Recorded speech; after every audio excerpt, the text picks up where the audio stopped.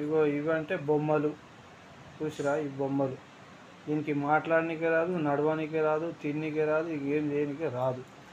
కానీ మనుషులకైతే 2 చేతులు, 2 కాళ్ళు, 2 కళ్ళు, ముక్కు, చెవులు, నోరు, మాట్లాడనీకే, నడవనీకే కాళ్ళు ఉన్నాయి, పని చేయనీకి చేతులు ఉన్నాయి.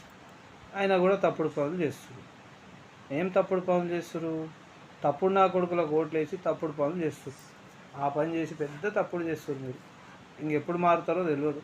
ఈ బొమ్మలాగానే ఉండిపోయారు మీరు కూడా. కొద్దిగానే ఆలోచించండి. మన ప్రతి పండుగకు అది లేదు, ఇది ఆడరాదు, హోలీ ఆడరాదు, లేకపోతే గణేష్ల పండుగకు డీజే లేదు. ఇవన్నీ ఎందుకు అవుతున్నాయి? మీరు తప్పుడు ఓట్లు వేస్తున్నారు. 500 బీర్ బిర్యానీ తీసుకుంటారు, ఓట్లు వేస్తున్నారు. కాబట్టి ఈ పరిస్థితి వస్తుంది హిందువులకు ఈ పరిస్థితి రావడానికి కారణం ఎవరు? తప్పుడు ప్రచారం చేసే నా కొడుకులని అంతా విని తప్పుగా భావించి తప్పుడు ఓట్లు వేసి లంచాలు తిని ఓట్లు వేస్తారు కదా. అదే పెద్ద తప్పు పని. ఈ తప్పు పని చేయకుండా నెక్స్ట్ టైం అన్నా బుర్ర పెట్టి మంచి ఆలోచించి ఎవరికి ఓటేయాలనో వాళ్ళకి ఓటేయండి. హిందూ ధర్మం బతుకుండాలి, హిందువులు బతుకుండాలి కొద్ది రోజులు అంటే. లేకపోతే 2047 వరకు హిందువుల్ని ఎట్లా సాఫ్ చేయాలనే కాన్సెప్ట్ మీద జిహాదీ నా కొడుకులు అయితే రెడీగా ఉన్నారు. ఇంకా మీరు ఎప్పుడు మేల్కుంటారా, ఎప్పుడు నిద్ర నుంచి బయట వస్తారో తెలియదు.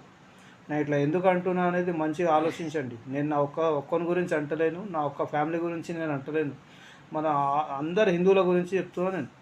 హిందువులు మేల్కోకపోతే ఈ దేశంలో గుడ్డి దీపం అంతే. దీపం లేని దేశం అయిపోతుంది ఇది. ఈ దేశం మంచిగా ఉండాలి, ఈ దేశం వెలగాలి మంచిగా అని చెప్తే తప్పుడు ఓట్లు వేయకండి.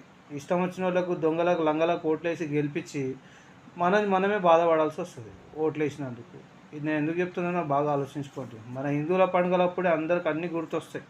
ఆ పైసలు వేస్ట్ అయినాయి, అదైనాయి, ఇదైనాయి అంటే ఎవడము అమ్మాయి ఇయర్ ఇక్కడ. మన పైసలు మనమే వాడుకుంటాం. అది మన పైసలు ఇంకా గవర్నమెంట్ కూడా తింటుంది. తిన్నాక కూడా ఏం చేస్తుంది? మన మీదనే ఒత్తిడి తెస్తుంది. అంటే ఇక్కడ తప్పెవరిది? ఓట్లు వేసిన వాళ్ళ తప్పు కాదా? అది నేను చెప్పేది. అట్లా తప్పుడు నా కొడుకులకు ఓట్లు వేయకండి, గెలిపించకండి హిందువులు బాగుండాలంటే. లేదంటే నాశనం అయిపోవాలంటే మీ ఇష్టం ఇక.